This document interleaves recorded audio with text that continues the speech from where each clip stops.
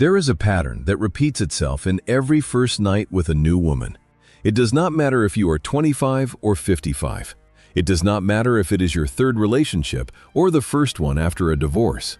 The pattern is always the same, and almost no man notices it. Not because he is stupid, but because in that moment he is busy with the wrong thing. With the question of whether he is good enough, whether his body can still keep up, whether he is being compared, whether he will pass the test. While he is watching himself, she is watching him. And not what he thinks, not his body, not his technique, but something that cannot be trained: presence. This is not romance. This is biology, an evaluation system that is hundreds of thousands of years old and processes more data in the first few minutes of a physical encounter than conscious thought can manage in a week. And this system does not just work for her. It works for him too, but on different channels. His is fast and visual. Hers is slow and sensory. That is how evolution set it up, and nothing has changed about that. Not through civilization, not through education, not through equality. The biology beneath the surface is the same as it was 100,000 years ago. And on the first night, it comes to the surface. For both of them. What most men do not understand, and what this video shows, is that the first night is not a one-sided test. It is not an audition where she is the judge and he is the applicant. It is a two-sided scan, a moment where both evaluate and are evaluated at the same time. Both are nervous, both wear masks, both hope the other does not notice the mask, and both simultaneously hope the other sees right through it. That is the contradiction that defines every first night. You want to be seen and are terrified of it at the same time. 20 facts, not as a checklist to tick off, but as patterns that repeat themselves. Mechanisms that Freud described over 100 years ago and that work exactly the same today. Welcome to the hidden mind. In our last video, we talked about why female logic is not a defect, but a different operating system. Today we see this operating system in action. The moment the masks fall, or do not fall, because that is the point. Both play a game on the first night. Both wear a persona, and both try to look through the persona of the other person at the same time. The difference is that she is better at it, much better. Fact number 1. The first touch sets the frame. Not the first kiss, not the first word in bed. The first touch on the skin. Freud spoke of skin contact as the oldest language of mankind. Before any grammar, before any alphabet, there was the hand on the skin. And the body has never forgotten this language. A hand that trembles says something different than a hand that grabs. A touch that waits says something different than a touch that takes. And she reads this difference in fractions of a second, not as a thought, as a physical reaction, as something older than any consciousness. This does not mean you have to train your hands. That would be the wrong conclusion. It means you have to stop controlling the program with your head and let your body do what it knows. And it knows more than most men believe. The hand knows where it belongs. If you let it, if you stop running through a checklist in your head, if you instead feel where warmth builds up and where tension releases. This is not mystical. This is neurology. The skin has more receptors than the eye, and these receptors work in both directions. They do not just receive information, they send it. What the hand feels, the hand also returns. And a hand that receives instead of just sending is perceived completely differently than a hand that only takes. There is a pattern that repeats itself in every first night with a new woman. It does not matter if you are 25 or 55. It does not matter if it is your third relationship or the first one after a divorce. The pattern is always the same, and almost no man notices it, not because he is stupid, but because in that moment he is busy with the wrong thing, with the question of whether he is good enough, whether his body can still keep up, whether he is being compared, whether he will pass the test. While he is watching himself, she is watching him, and not what he thinks, not his body, not his technique, but something that cannot be trained: presence. This is not romance. This is biology. An evaluation system that is hundreds of thousands of years old and processes more data in the first few minutes of a physical encounter than conscious thought can manage in a week. And this system does not just work for her, it works for him too, but on different channels. His is fast and visual. Hers is slow and sensory. That is how evolution set it up. And nothing has changed about that. Not through civilization, not through education, not through equality. The biology beneath the surface is the same as it was 100,000 years ago. And on the first night, it comes to the surface, for both of them. What most men do not understand, and what this video shows, is that the first night is not a one-sided test. It is not an audition where she is the judge and he is the applicant. It is a two-sided scan, a moment where both evaluate and are evaluated at the same time. Both are nervous, both wear masks, both hope the other does not notice the mask, and both simultaneously hope the other sees right through it. That is the contradiction that defines every first night. You want to be seen and are terrified of it at the same time. 20 facts, not as a checklist to tick off, but as patterns that repeat themselves. Mechanisms that Freud described over 100 years ago and that work exactly the same today. Welcome to the hidden mind. In our last video, we talked about why female logic is not a defect, but a different operating system. Today we see this operating system in action, the moment the masks fall. Or do not fall, because that is the point. Both play a game on the first night, both wear a persona, and both try to look through the persona of the other person at the same time. The difference is that she is better at it, much better. Fact number 1. The first touch sets the frame. Not the first kiss, not the first word in bed, the first touch on the skin. Freud spoke of skin contact as the oldest language of mankind. Before any grammar, before any alphabet, there was the hand on the skin. And the body has never forgotten this language. A hand that trembles says something different than a hand that grabs. A touch that waits says something different than a touch that takes. And she reads this difference in fractions of a second. Not as a thought, as a physical reaction. As something older than any consciousness. This does not mean you have to train your hands. That would be the wrong conclusion. It means you have to stop controlling the program with your head and let your body do what it knows. And it knows more than most men believe. The hand knows where it belongs, if you let it. If you stop running through a checklist in your head. If you instead feel where warmth builds up and where tension releases. This is not mystical. This is neurology. The skin has more receptors than the eye, and these receptors work in both directions. They do not just receive information, they send it. What the hand feels, the hand also returns. And a hand that receives instead of just sending is perceived completely differently than a hand that only takes. Fact number 2. How a man undresses reveals his self-image. Hastily, as if it were an annoying duty. Neatly, as if he were going to the doctor. Hesitantly, as if he were afraid of judgment. Or indifferent, as if it did not matter. Every variation tells a story. The man who turns off the light before he undresses has a history with his body that he prefers not to tell.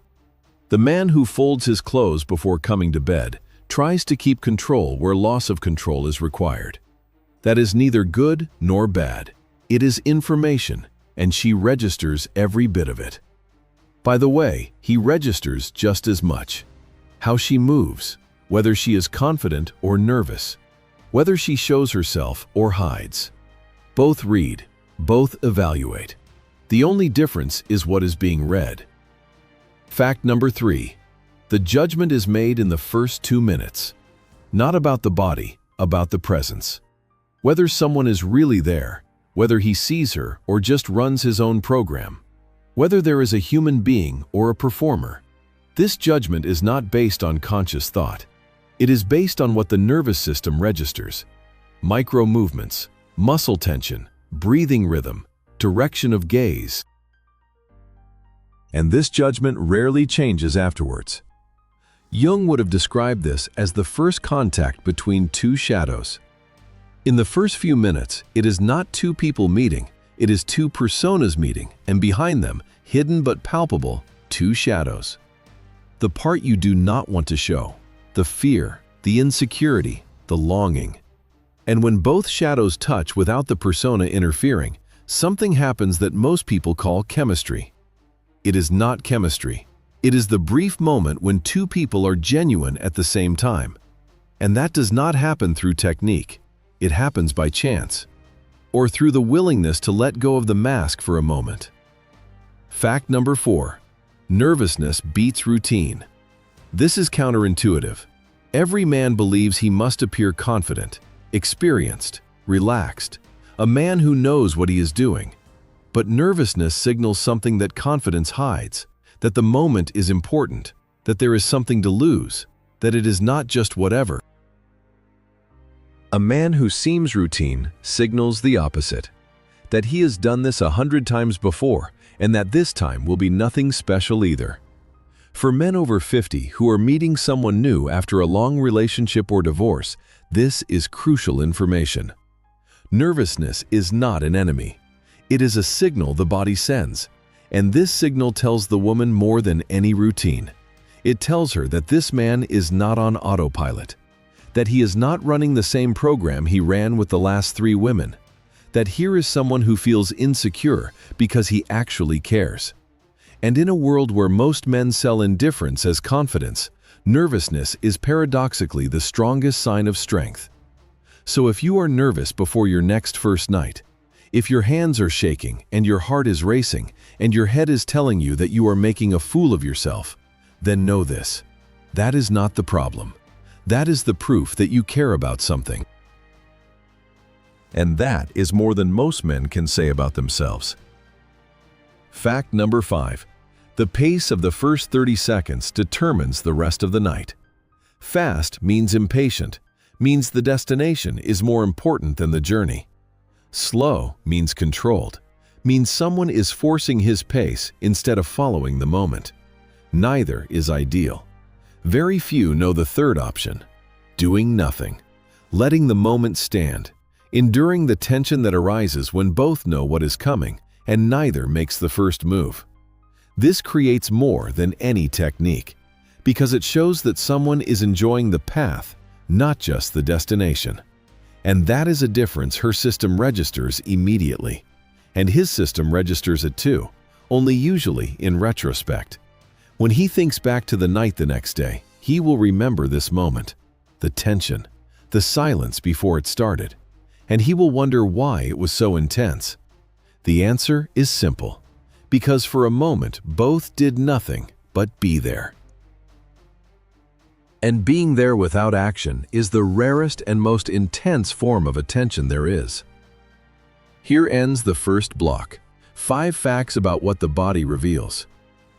And here begins the second block, what she knows about you before you even realize it yourself. But before you read on, one thing first. Everything that comes now sounds as if the man is the object of evaluation and she is the judge. That is only half true. Both evaluate, both scan, but most men do it visually and quickly. Most women do it sensorily and deeply. Both have blind spots, and the first night reveals both. A concrete example of this: Hamburg, November. A man, 53, recently divorced, spending a night with a new woman for the first time after over 20 years of marriage. He said afterwards that he felt like a teenager, excited, insecure, overwhelmed.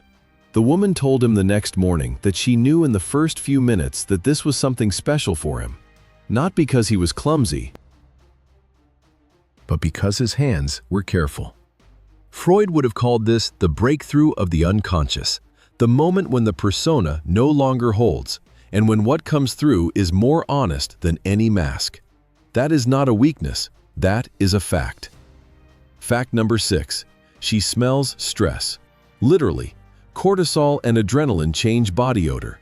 Women perceive this change unconsciously, not as thoughts, but as a shift in the atmosphere. A man under pressure smells different than a man who is relaxed. She knows the difference without knowing that she knows it. That is not a disadvantage. It is information. And the useful information from this is as follows. You cannot do anything about the smell, but you can do something about the pressure. And the pressure does not come from the outside. The pressure comes from the expectation of having to be perfect, and letting go of this expectation is the only thing that helps. Not as philosophical advice, as a biological necessity. Cortisol drops when expectation drops. The atmosphere changes, and she notices it without knowing why. Let something be said here that is stated too rarely. She is nervous too. She has cortisol in her blood too. Her body also sends signals she cannot control. The idea that only the man is under pressure and the woman waits confidently is a myth. Both are nervous. Both are insecure. The difference is that their nervous systems deal with it differently. Her body tends to freeze, where his body tends to accelerate. Both reactions are stress. They just look different and are interpreted differently. Fact number 7. What happens after a touch is more important than the touch itself. Does he pull his hand back? Does he wait? Or does he just keep going without checking if anything was received? The 2 seconds after a touch are the most honest moment. They show whether someone is communicating or running a program. A monologue in bed is just as boring as at the dinner table. There are therapists who give couples an exercise. Touch and pause for 3 seconds. 3 seconds. Most men fail. Not because 3 seconds are long, but because silence creates uncertainty, and enduring uncertainty is harder than any technique. But exactly this ability to endure uncertainty without acting immediately, without immediately starting the next touch, without immediately letting the program continue, that is exactly what makes the difference. Not the touch, the pause after it. Fact number 8. She does not test technique, she tests attention. Whether someone reads signals, adjusts pace, endures pauses, does not ask what she wants, but feels where she is. That is the test most men fail, not because they are bad, but because they are so busy being good that they forget to look. There is a difference between a man trying to have a good night and a man trying to have an honest night. The first is with himself, the second is with both. Because an honest night requires you to feel not only yourself, but also the other person. That sounds simple, but it is not. Because most men are either completely with themselves or completely with her.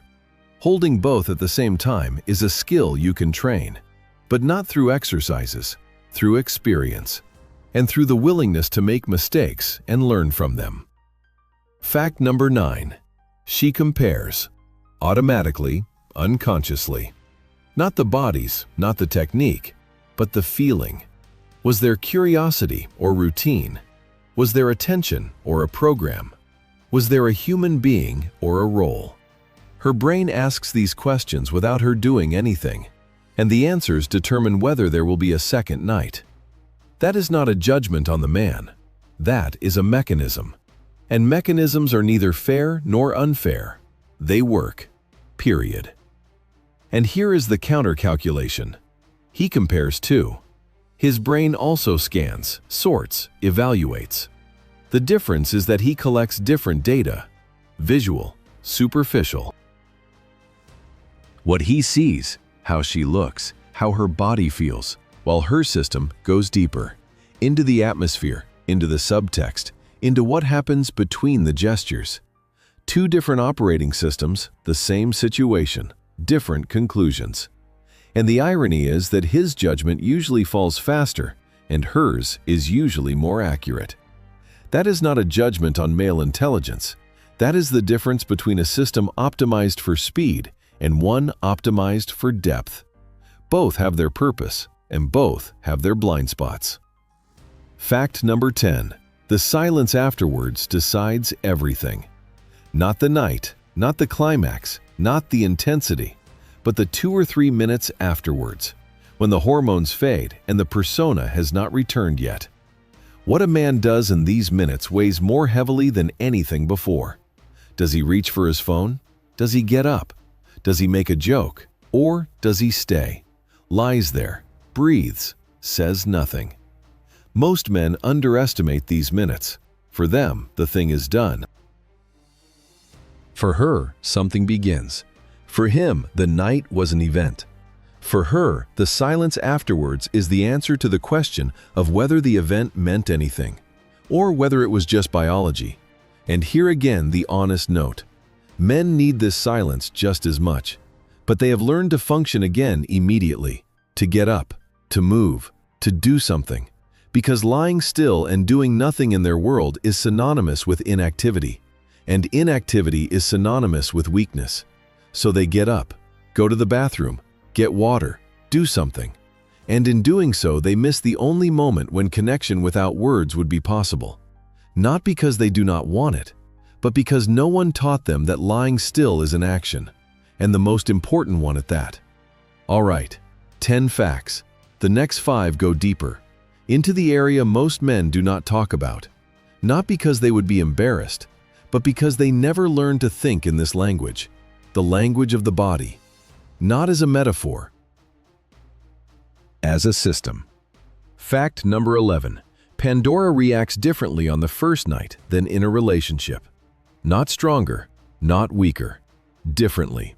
In an established relationship, the body is used to touches. It knows the routines. It knows what is coming. On the first night, it knows none of that. And this unfamiliarity creates maximum alertness and maximum openness at the same time. Pandora does not open through technique. Pandora opens through safety, through the feeling that someone is not taking but discovering, that the hands ask instead of grabbing, that the pace follows the body instead of the head. Many men make the mistake of acting on the first night as if they know everything, as if every female body were the same, as if what worked with the ex-wife is universally valid. In reality, every body is a new territory, and the only appropriate attitude is that of the explorer, not the expert. The explorer knows that he knows nothing, and exactly that makes him attentive. The expert believes he knows everything, and exactly that makes him blind.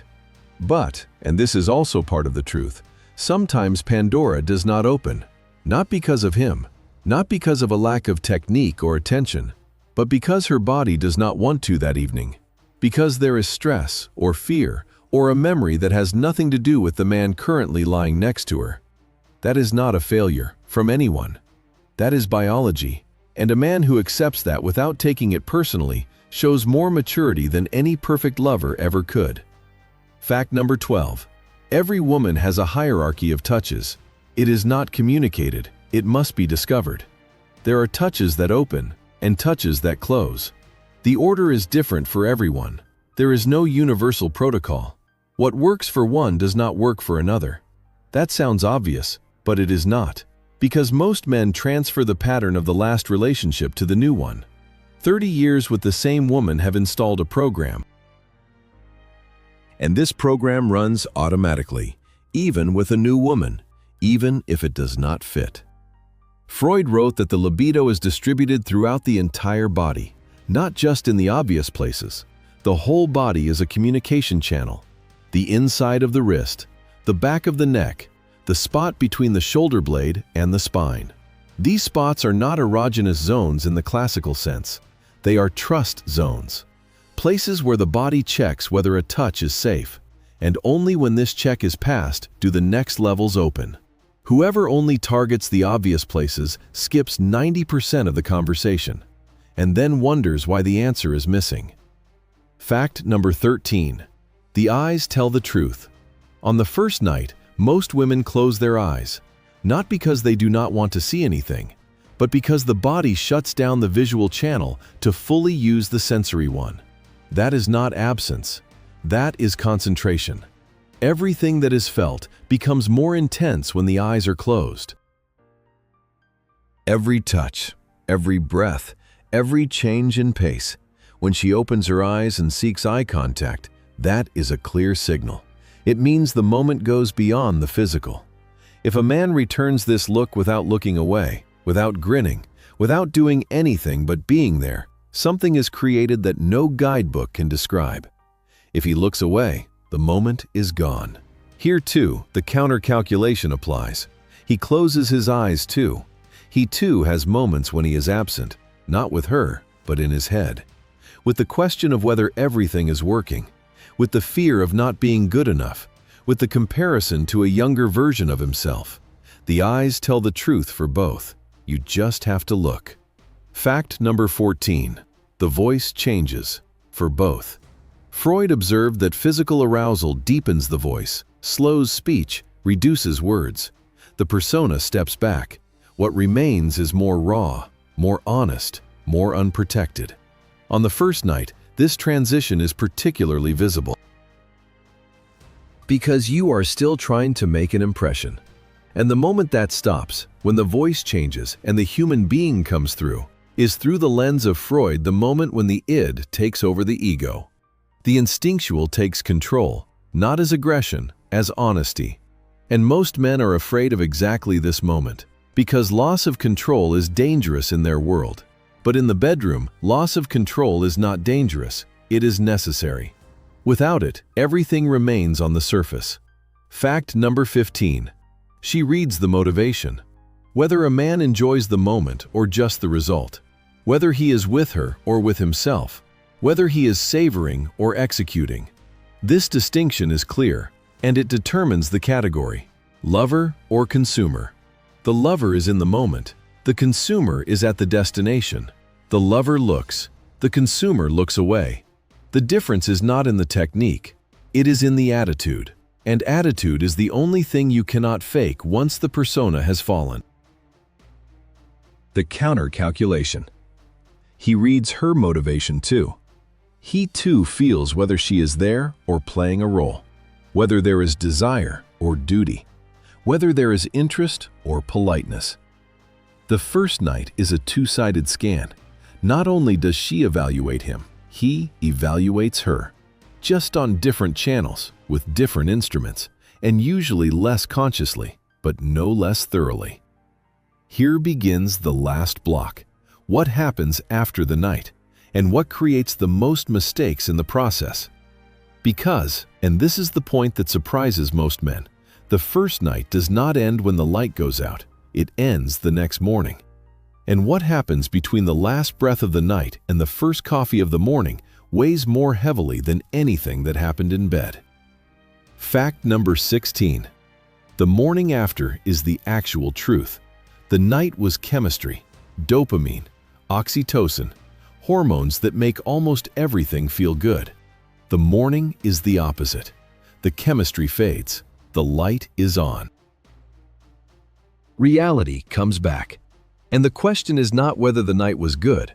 The question is whether the man is still the same in the morning as he was in the night, or whether he withdraws, becomes businesslike, looks at his phone, glances at the door, or whether he lies there, calm, without a program, without escaping into everyday life. That sounds like little, but it is the moment when it is decided whether a night can become more. Not through words, through presence.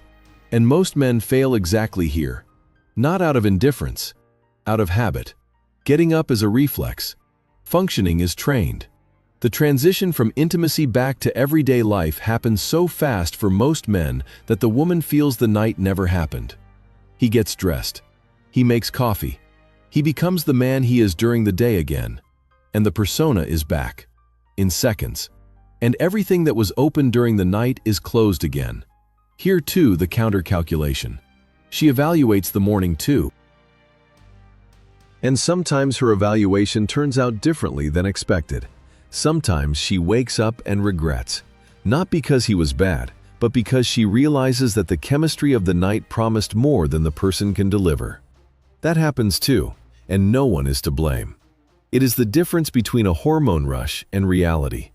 And this difference exists on both sides. Fact number 17. She reconstructs the night. Not immediately, but within 24 hours she goes through everything. Not chronologically, but sorted by quality. Which moments felt real?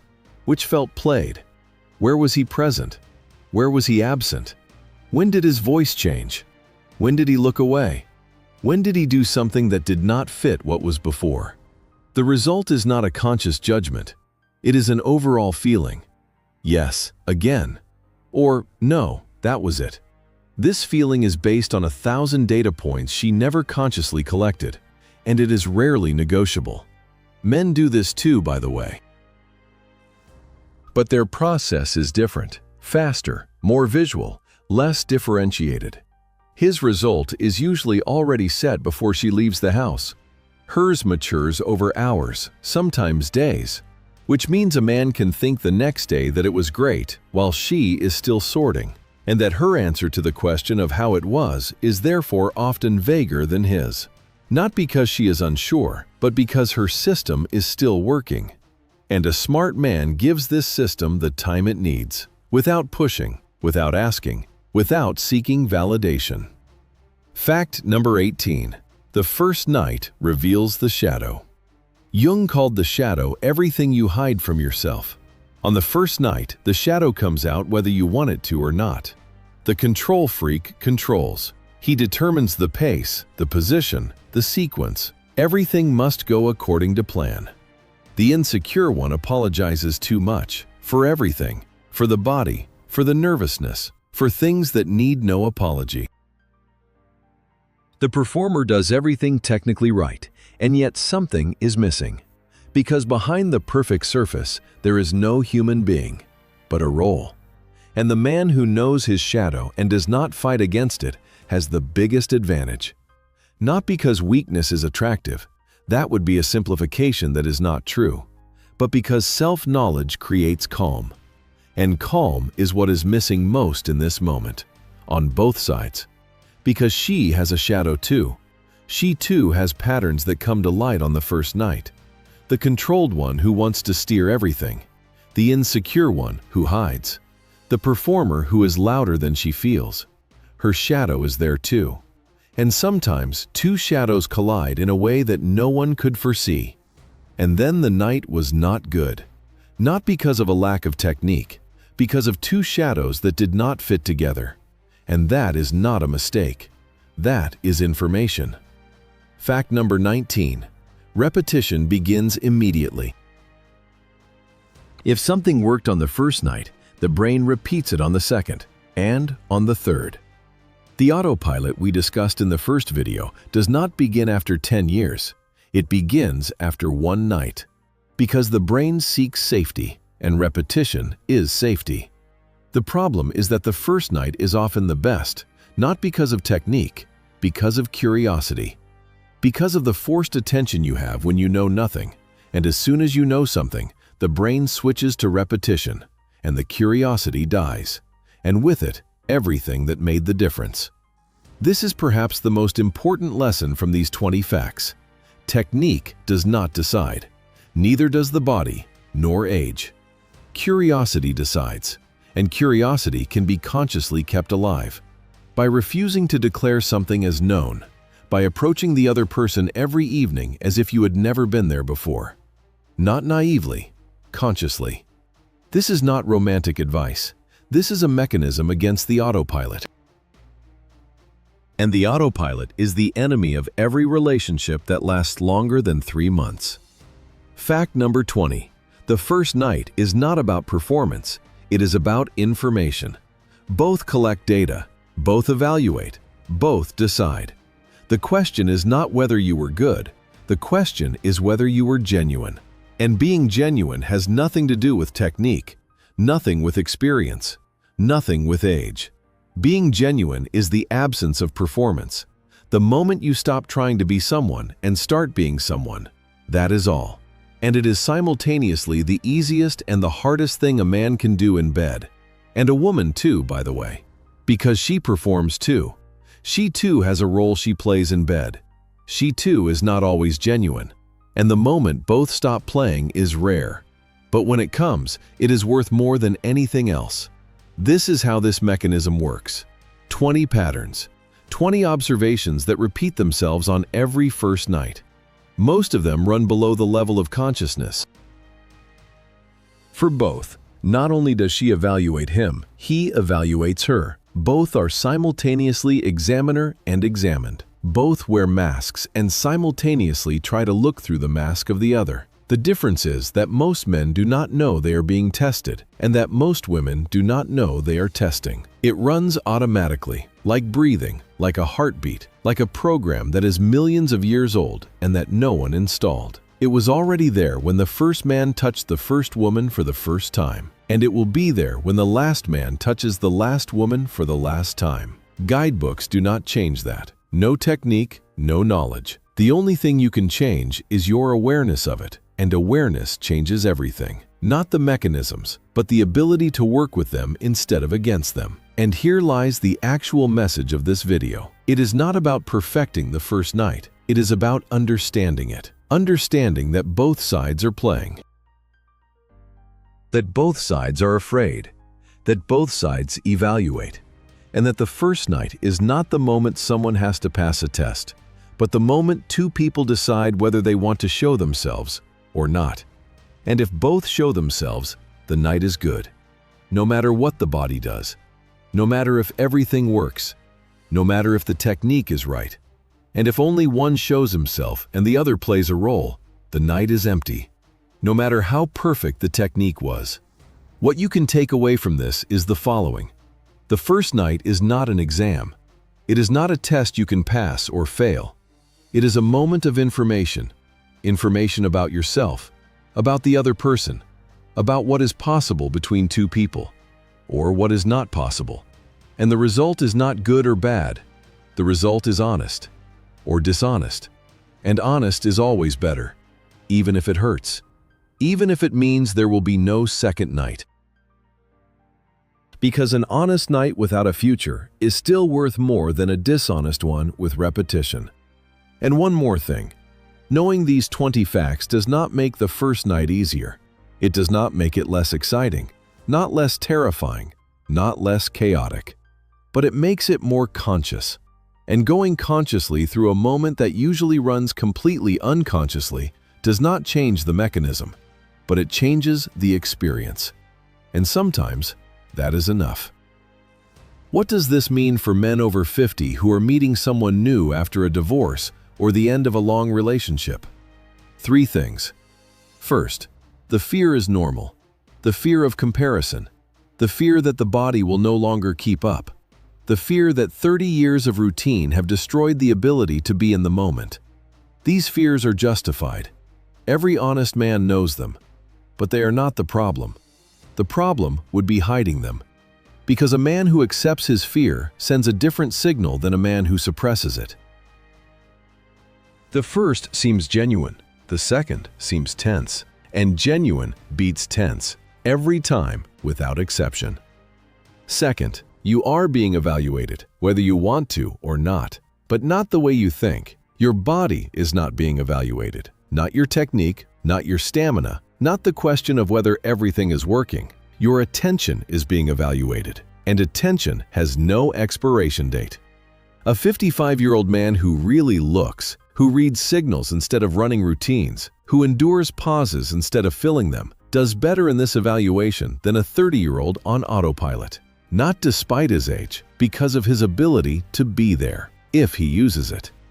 Third, not every first night works out. Sometimes the chemistry is not right. Sometimes the head is louder than the body. Sometimes something does not work that always worked before. That is normal. That is not a failure. Not yours, not hers. That is biology and psychology not playing together on a specific evening. Sometimes it is nerves.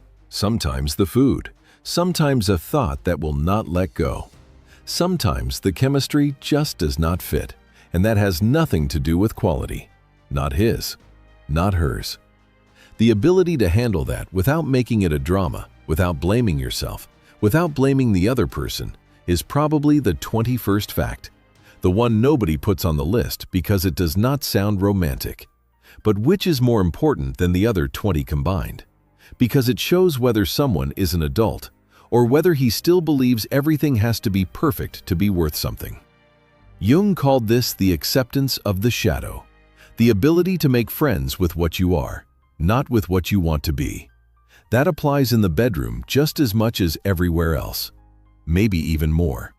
Because in the bedroom, no mask helps, no role, no status, no money, no title. There stands a human being, naked, in every sense of the word. And the question is not whether he is perfect. The question is whether he is genuine and whether he is ready to work with what he has, instead of mourning what he no longer has. This is not a judgment. This is a mechanism. And whoever understands it approaches the next first night differently. Not with less excitement, but with more clarity. Not with less fear, but knowing that the fear is not the enemy, but the proof that you still care about something. Period. And tomorrow, we will talk about 5 things she wants in bed but will never say out loud. Why she stays silent. What her silence really means. And why the answer to this silence does not lie in words, but in the way you are present or absent. And there too, it will be about both sides. Because men also have desires they never say out loud. Men also stay silent. For different reasons, but with the same consequences. This will be more personal than what came today, and more direct. Because it is not about 20 observations, but about 5 truths. And truths are harder to bear than facts. But exactly that is why they are more important, and exactly that is why it is worth it. See you tomorrow.